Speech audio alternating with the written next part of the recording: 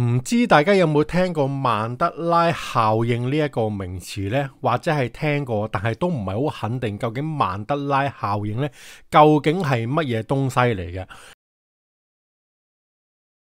咁啊，話說喺非洲嘅最南邊就有一個國家叫做南非啦。喺90年代之前呢，南非呢一個國家一直都係奉行緊種族隔離主義嘅。咁啊，簡單啲嚟講呢，就係將唔同顏色嘅人種呢分別安置同埋隔離喺唔同嘅區域之中去生活嘅。咁啊，同時國家之內嘅某一啲種族呢都會被區分對待啦，同埋剝奪某一啲權利，甚至係基本嘅人權嘅。咁啊，當其時呢，有一個男人因為覺得種族隔離主義咧並唔公平，於是就發起咗社會上面嘅反種族隔離運動啦。咁啊，之後南非政府就拘捕咗呢一名男士啦，並且用政治煽動、非法越境同埋暴力推翻政府嘅罪名咧，去判處佢無刑徒期嘅。咁啊，呢一名男士個名就係叫做曼德拉啦。然後到咗2009年，一個叫做 Fiona Boom 嘅超自然愛好者兼 KOL 咧，就唔知點解竟然認為曼德拉喺80年代咧就已經死咗喺監獄當中啊！佢甚至話喺記憶當中印象裏頭咧係有睇過相關嘅新聞報道，關於曼德拉葬禮嘅消息嘅。而 Fiona 亦都發現咧有幾千個人係同佢一樣嘅，都有曼德拉喺80年代過咗身嘅記憶嘅。咁但係事實上面咧，現實裏頭啊，曼德拉並非喺80年代過咗身嘅，佢反而喺90年代咧就俾南非政府釋放咗出嚟，之後佢繼續推動反種族隔離運動，並且取得成功，結束咗南非長期嘅種族政策嘅。佢更加喺94年咧就當選成為南非嘅總統，然後到咗2013年咧先至過身嘅。亦都自從 Fiona 發現咗自己同埋無數人咧係擁有同現實不一樣嘅集體記憶之後咧，但凡一大班人都擁有相同嘅記憶，不過呢一個記憶咧係同現實有落差的話咧，呢一個現象我哋都稱之為曼德拉效應嘅。咁啊，對於香港人嚟講咧，有邊啲事件係屬於曼德拉效應呢？喺好多人嘅印象當中咧，都記得李小龍其中一句經典嘅台詞咧，就係中國人唔係東亞病夫。咁但係事實上咧，電影當中李小龍所講到嘅係中國人唔係病夫，就冇東亞呢一個字噶。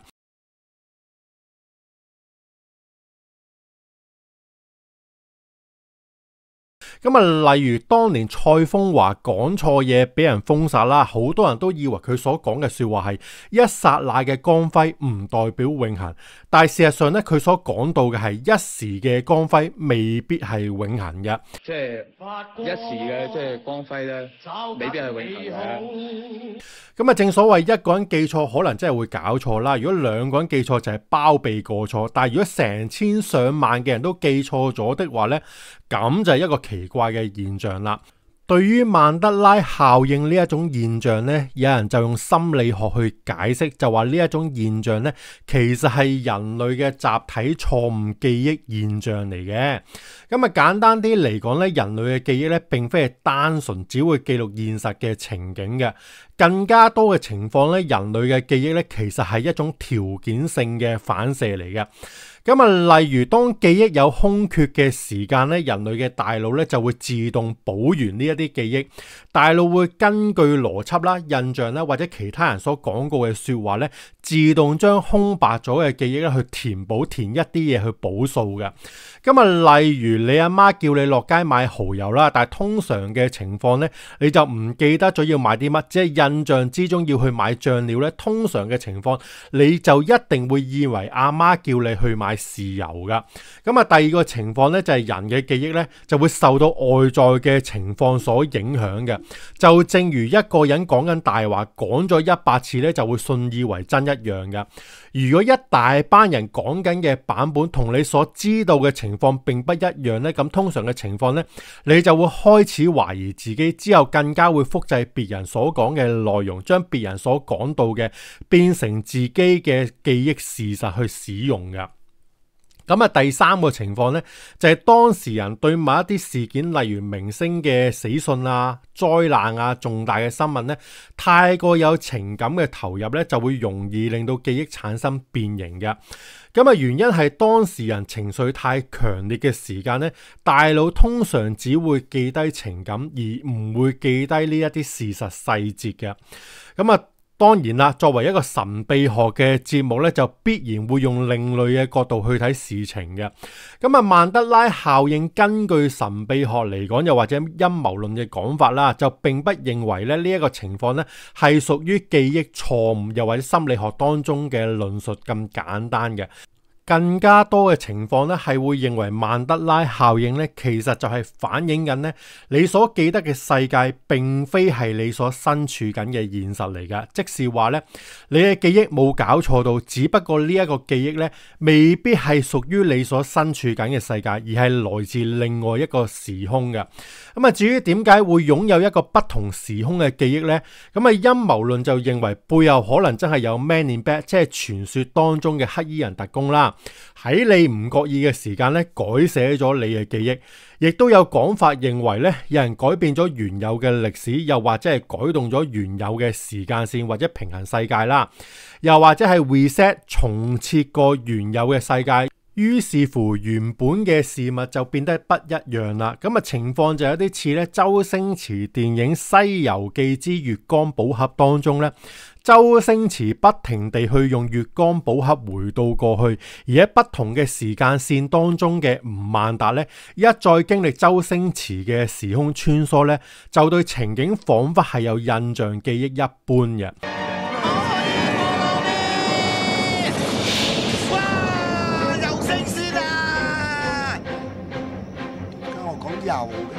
咁啊，現實當中比較普遍啲嘅例子咧，就係所謂嘅 déjà vu 啦，中文可以解釋為似曾相識嘅。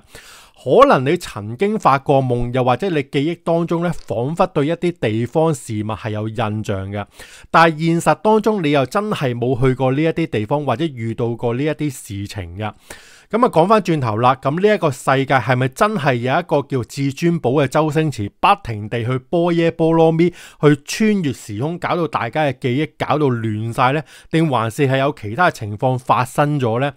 咁就要由另外一個故事講起啦。咁啊，話說喺瑞士呢，一片綠油油又靜英英嘅草地底下呢，竟然係有一嚿咧能夠模擬宇宙誕生嘅巨型機器嘅。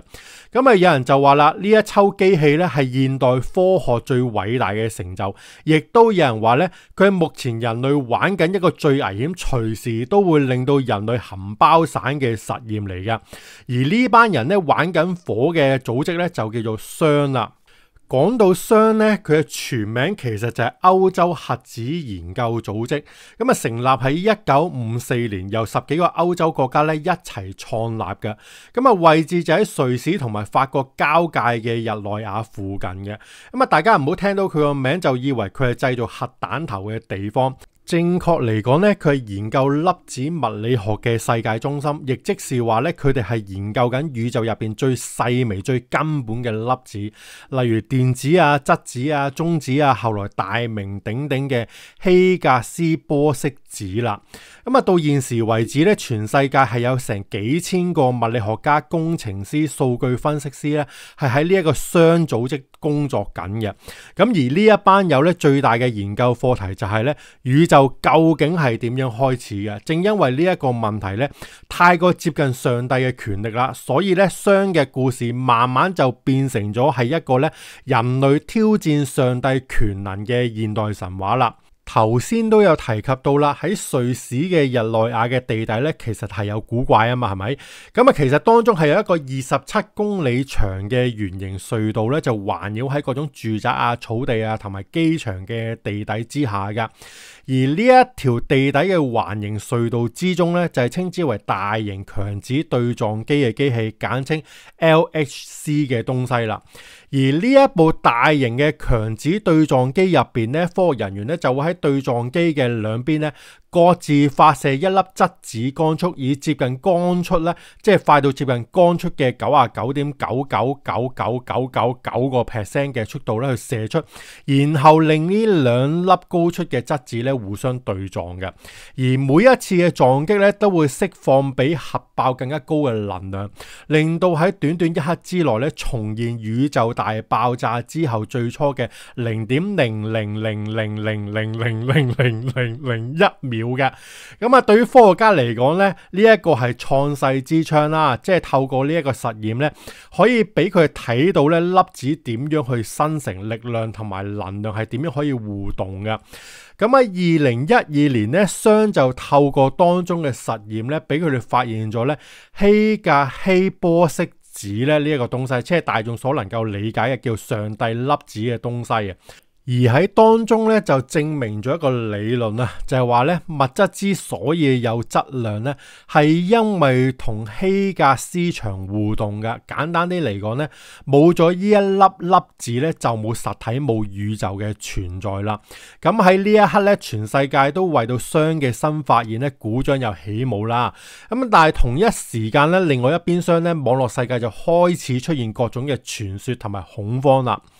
咁啊，事實上啦，喺2008年咧，大型強子對撞機第一次準備開機嘅時間咧，雖然當中嘅科學人員十分之興奮啦，但係咧亦都有唔少嘅人咧質疑同埋恐懼嘅。咁啊，驚啲乜嘢東西咧？就係驚佢咧會無啦啦製造咗一個黑洞出嚟嘅。因為有學者曾經警告啊，就話理論上咧咁高能量嘅對撞咧可能會產生一個微型嘅黑洞嘅。咁啊，雖然理論就話佢會瞬間蒸發啦，但係如果理論同埋現實有差異的話咧，而到最後個黑洞唔蒸發的話咧，咁人類就一定會大領落加冰啦。因為一個黑洞咧，即使幾細小都好啊，都可以慢慢去吞噬一切嘅物質嘅。喺理論上咧，佢會一直吸收啦、壓縮啦，直至地球咧變成一粒沙咁細嘅。聽到好誇張係咪？但係事實就係咁樣樣嘅。所以喺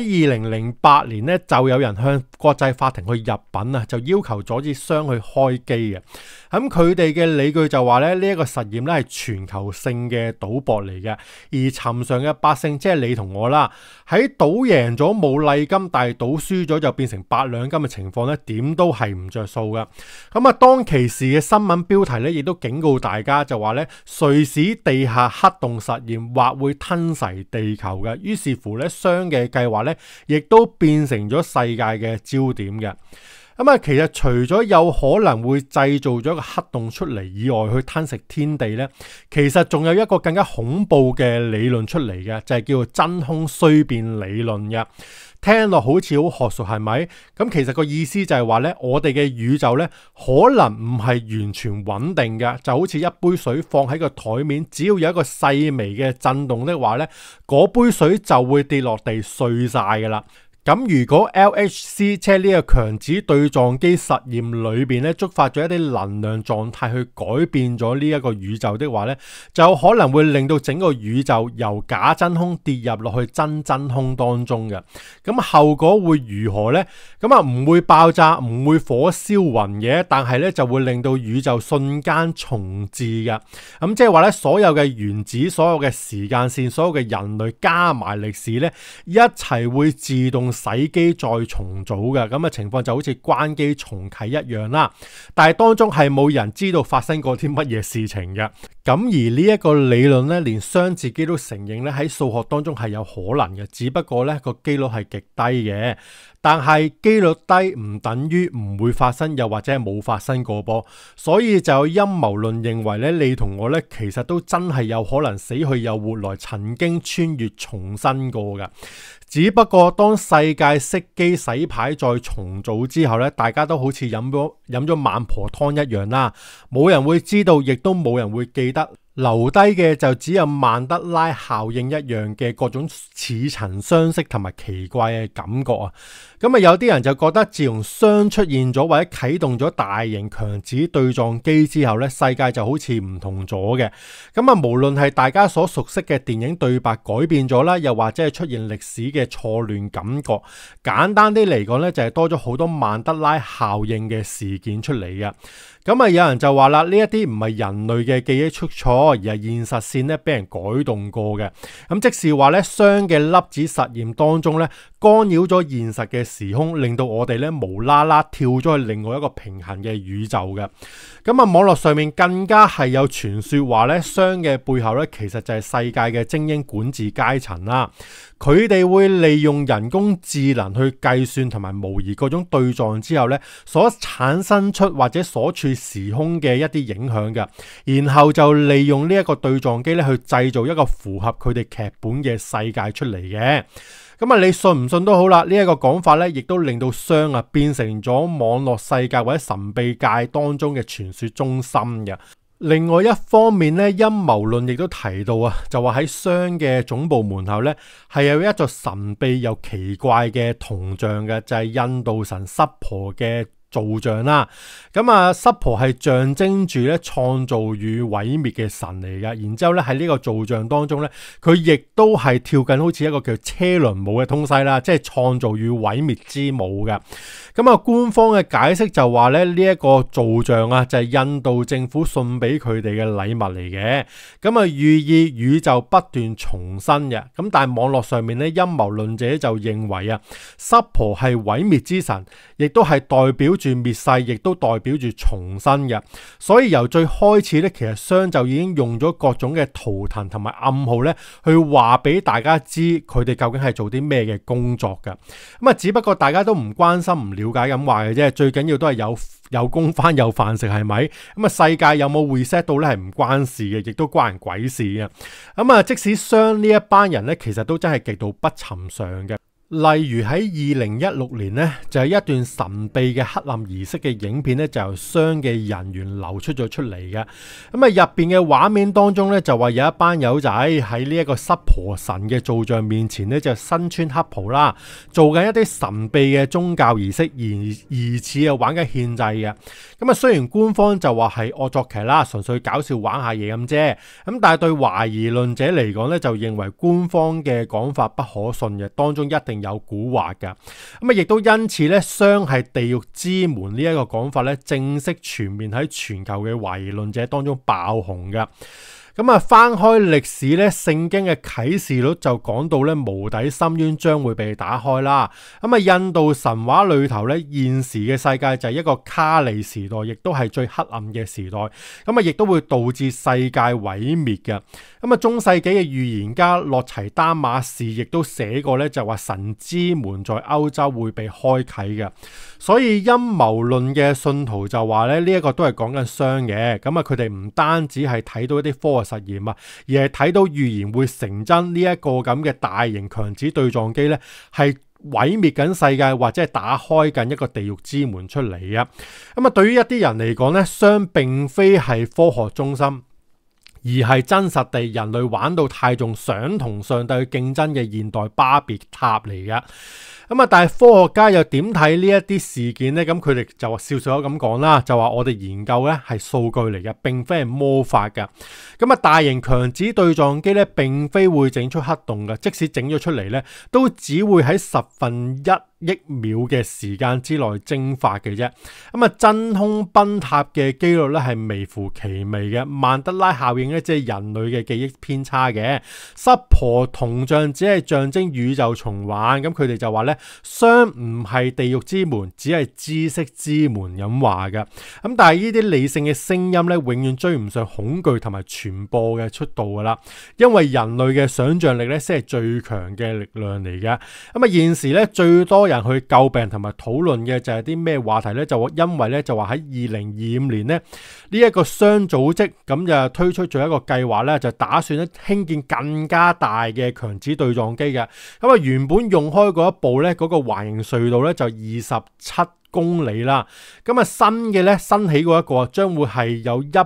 公里咁大條噶，咁但係呢，就喺2028年呢先會決定究竟會唔會進行呢一個計劃啦。咁即使要進行呢，起都要好耐時間啦，同埋呢，據聞佢哋就話呢，即使起好咗，要開啟呢一個新嘅叫超級強子對撞機的話呢，要到2070年先能夠啟動到啊。咁所以大家無需去太擔心住嘅。咁但係現實啲嚟講，亦都見到呢，佢做嘅嘢太過鬼怪啦。究竟當中有冇蠱惑呢？咁啊，大家自己憑自己嘅想像力呢去諗清楚啦。好啦，今日嘅時間係咁多先，多謝大家收睇，拜拜啦喂。